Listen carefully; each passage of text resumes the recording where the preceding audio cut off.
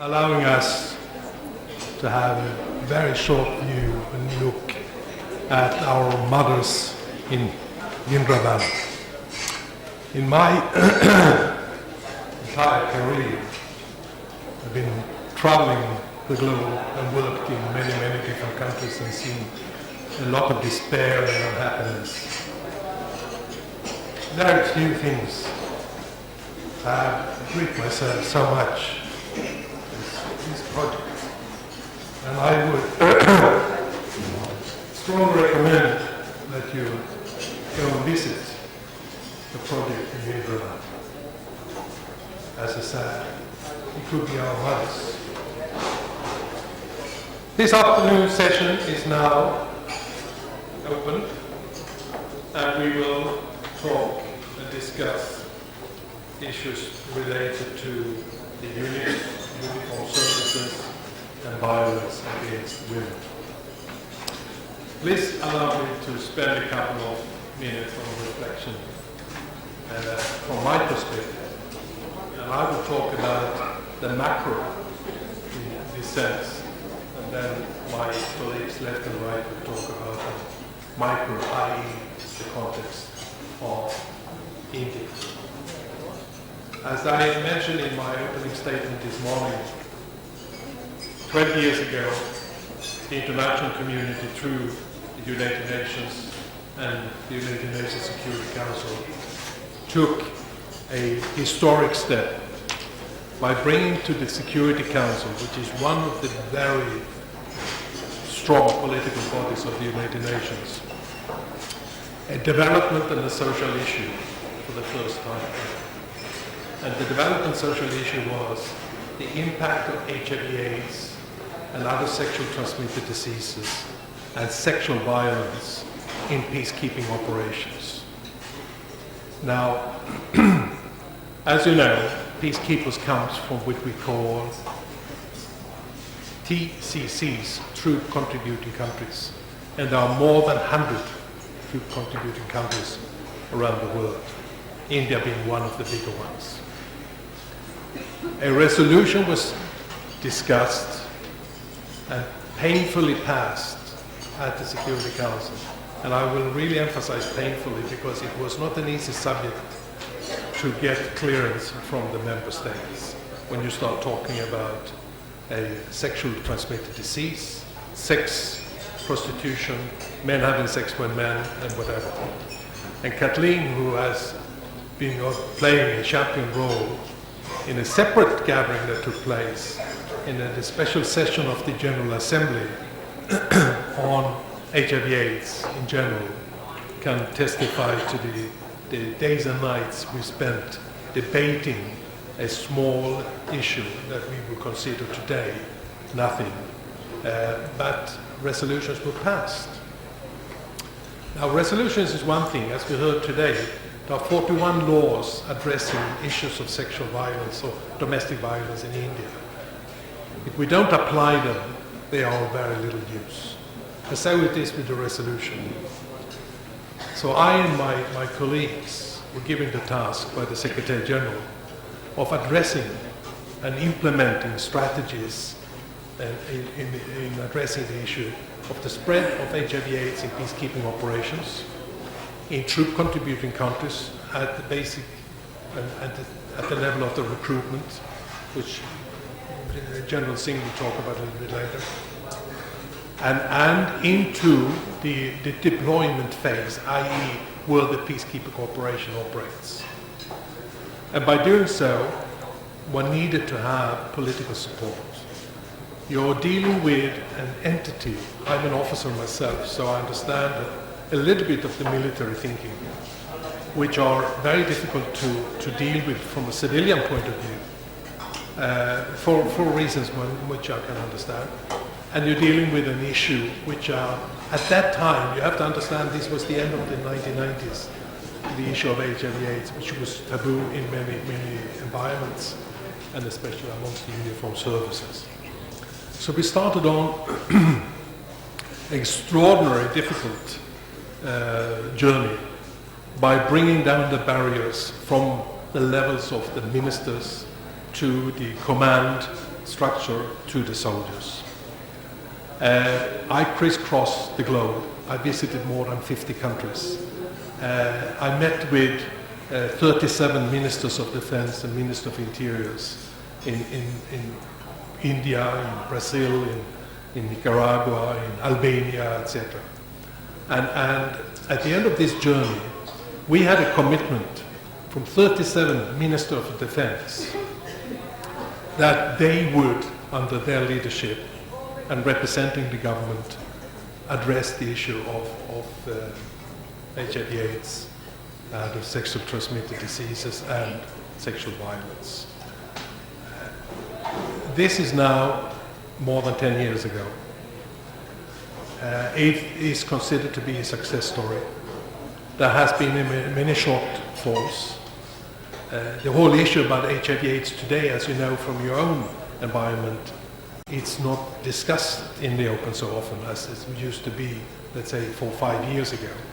I come from the Western Europe, and there again we have kind of forgotten that it's such a monumental problem when it comes to public health issues. So here we had a legislation, a strategy, a political commitment, and I do believe that I could say by and large, 95% of the world's uniformed services, armies, and affiliated branches have an HIV/AIDS strategy in their books. But as I said, shortfalls, we tend to forget. We think now with the introduction of the retroviral medicines that the problem is solved, and it's, as you know, absolutely not. On the contrary, one thinks that you know, the threat of being affected and infected by the virus is less, and that is not the case. I thought I just brought this macro picture into the environment of discussions today. And before I give the floor to my fellow speakers here, I want to highlight one visit I made was to a country in Central America, Nicaragua, whereby the president told me that domestic violence and sexual violence was one of his biggest problems and was considered the national security threat. And I think that's the case. That's the case in the global picture as well. So thank you for your attention. We might, if we have time, go back and visit this. I'd like to give the floor to General Bhopinder Singh, who is not only a very appreciated friend of mine through the years and problems we have worked through, but also one of the champions in India, who very early on, long time before the discussion at the Security Council and so on, took on his own addressing this problem amongst the rank and file. And it's my pleasure to give the floor to General Singh, who spent 45 years in the army, of the Indian Army, and retired as a 3-star general quite recently.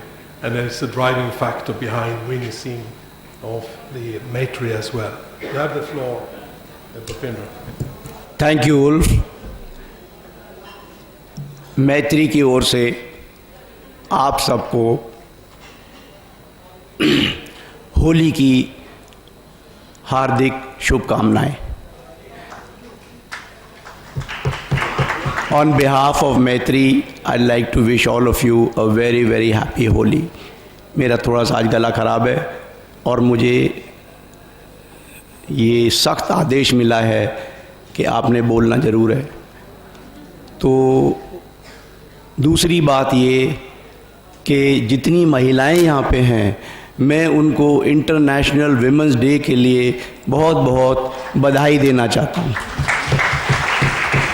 I'd like to congratulate all ladies in the hall for the International Women's Day. although it is my firm conviction that the ladies have every day of the year, it is not just one day. Pardon me. मैं अपना जो presentation है सबसे पहले आपको एक कहानी सुना के शुरू करना चाहता हूँ, उसके बाद थोड़ा सा अपने जवानों के बारे में जहाँ मैंने लास्ट में नौकरी करी थी। ये कहानी है एक लड़की की who got माफ़ करना ज़रा, who graduated from Miranda and was studying law.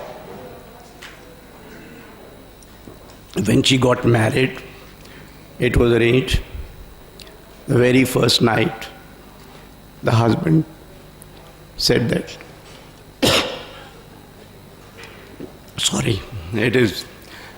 the husband told her that I married you on a rebound. I was in love with someone else and this has been forced on me. And from there, the differences started. He would blame her for every ills in his life, would gradually started violating her. Domestic violence, which started with a slap for not laying the lunch in time or things like that. And it carried on increasing. Till one day, he threw her out of the house after giving her the violent, complete, you can say, complete course of violence that used to do earlier. That is the day she decided, no more of this.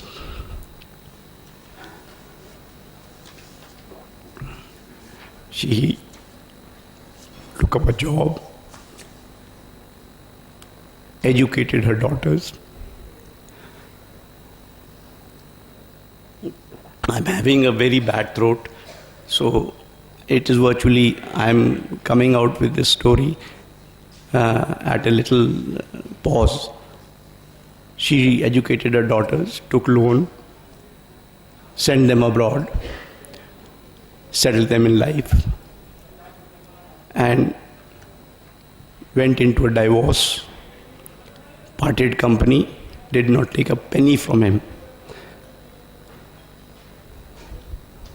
Then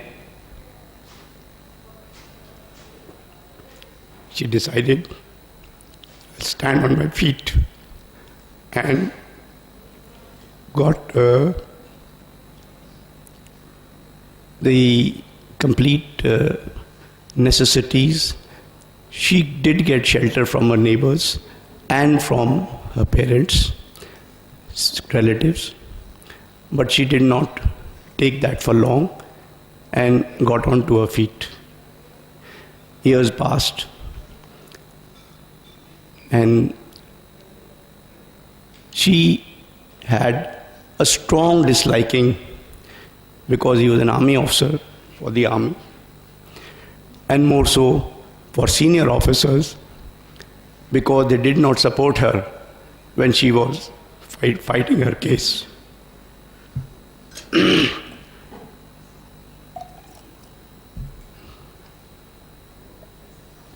But then God has his ways, and she bumped into another army officer, got married, and while the first one would put all the ills on her, the second one was having a setback in his career, and to his good luck, everything fell in place. He rose to a 3-star general.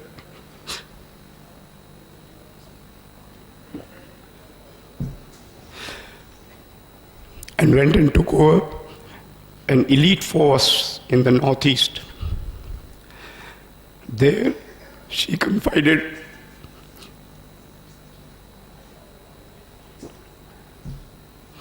that I want to have a platform whereby we can give support to ladies who need help, because I was denied it, and we created Maitri.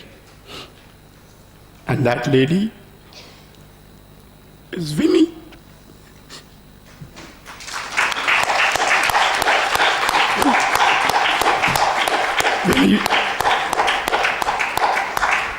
Winnie, please stand up. Please give her a big hand. Oops. I'm sorry, I'm getting emotional. And a bad throat. Two things have struck me together. This is what and how the genesis of Maitri took place. Then we took on to public health, HIV, moved to Delhi, and have not looked back thereafter. So I joke with her that domestic violence also has its plus points. Had you not had it, I wouldn't have met you. Okay. Sorry, I got a little emotional, but then I think she deserves it. Coming back to Assam Rifles, that is the force that I was commanding. I would like to tell you that domestic violence in the uniformed services has got a typical facet. We in the army train our soldiers to be offensive, to fight the enemy. And that psyche is ingrained into them right till the very last. Secondly, 2/3 of the army and paramilitary forces are deployed on the borders, fighting insurgency. They get just about a couple of days leave to go home. And therefore, psychologically, the outlook becomes a little frustrated. This, when the soldier goes back home, living with the joint family, the mother starts complaining about his wife. Before he has even entered the house, most of the money that he is carrying, he has taken some goodies for everyone and has also handed those to the mother, because that is how the joint families work. By the time he comes to meet his wife, he has had so much of complaint about she is this, she is that, she is vicious, that psychologically he is put her on a different platform. But I'm not giving any justification for domestic violence. Short period of leave and the conjugal marital rights at times have a very overbearing role to play in this domestic violence. So the soldier has to be counseled, and at the moment we have very little organized structure where we can counsel them. This counseling not only to the soldier but to the lady also, but because they live in the villages, our access to the families is for a very short period when they come to live with their husbands, and that is in rotation. So therefore, this facet which is missing is also one of the root causes of, firstly, violence, which I mentioned earlier, and also incompatibility. Incompatibility is also there on a different score, and that is that the ladies today are far educated. Soldiers tend to lag behind. The ladies, they live in an environment where they are exposed to the media, to all sorts of current gadgetries and the lifestyle outside. The soldier, poor fellow, is stuck in the field area fighting insurgency.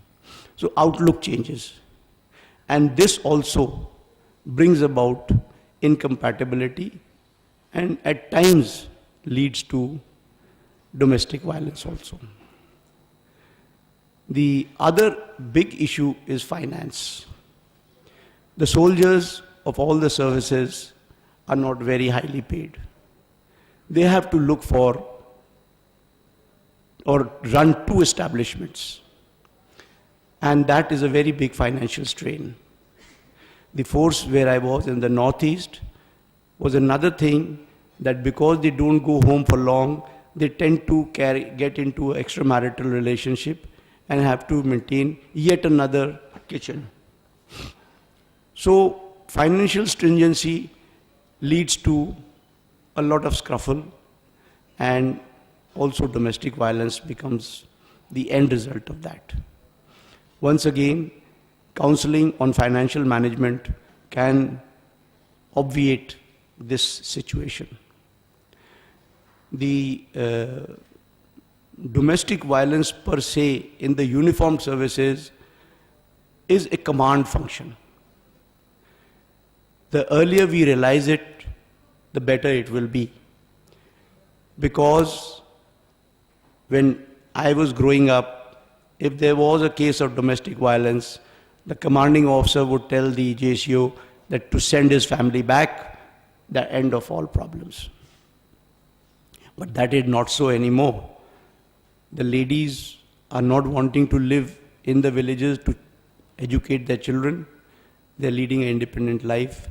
And the domestic violence has a direct bearing on his psyche when he is operating, sitting in an ambush day after day, night after night, or carrying out patrolling.